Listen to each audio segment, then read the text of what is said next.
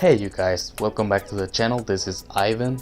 Today I will be going back to Timesplitters, which was released I believe 14 years ago. But before I do that, make sure you like this video, you subscribe to my channel, and wait for more content. Now, let's get into it.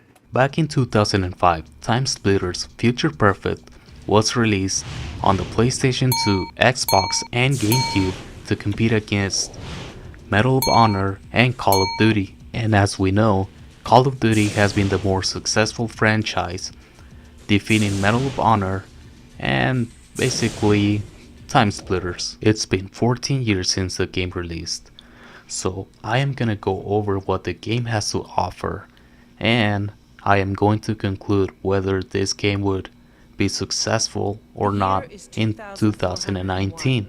The game has a campaign mode in which Sergeant Cortez has to destroy the time crystals by traveling through different time periods in order to stop the time splitters.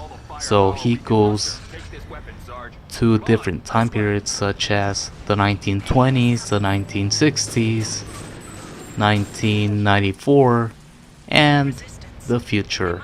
During this campaign, you will be fighting a variety of enemies, from soldiers to zombies, to robots, to huge monsters, and just about anything you can imagine.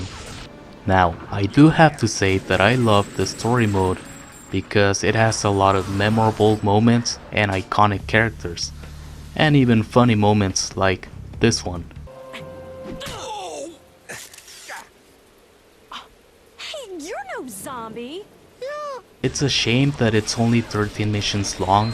I wish that it would have been longer, but all the other modes in this game compensate for the lack of story.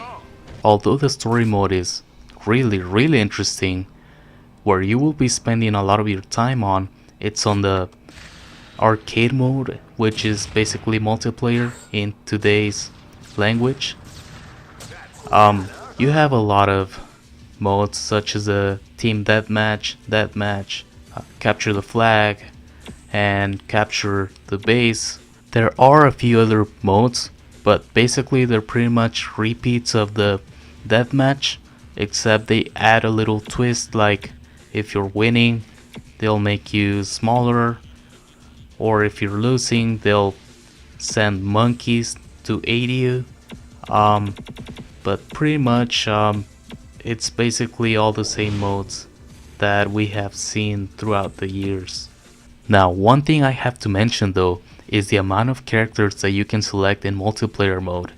It's ridiculous. You can play as a T-Rex, you can play as a bear, you can play as a robot monkey, and even this. Now you see me.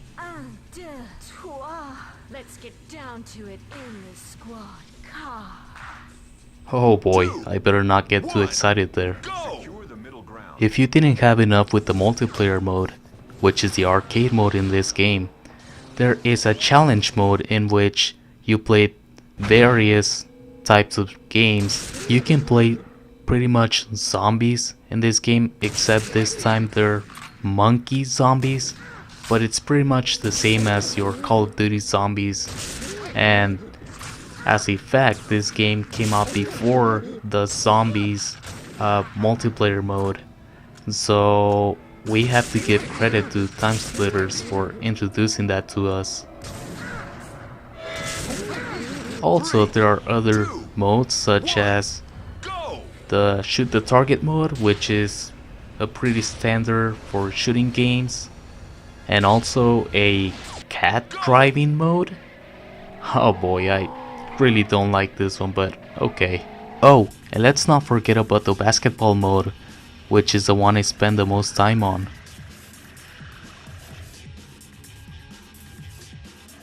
And the last mode we're gonna look at is Map Maker, which, if you're not satisfied with the maps that are in the game, then you can make your own map to play against your friends, if you have any friends. So basically you pick from the library which tunnels and shapes you want to add to your map, and you put them together add some lighting, and voila, you have your own map. So in my opinion, this game, if it was released in 2019, I think it would be a good success, I guess, because for one, the game has a lot of content which you don't have to buy as DLC. Besides the fact that the story is really short and the fact that you cannot run or jump in this game, I think it would be a success in 2019 because of the content that it offers, even though we have seen this through the years, like the multiplayer mode. I think fans of this franchise would appreciate a remake, and let's hope that that happens.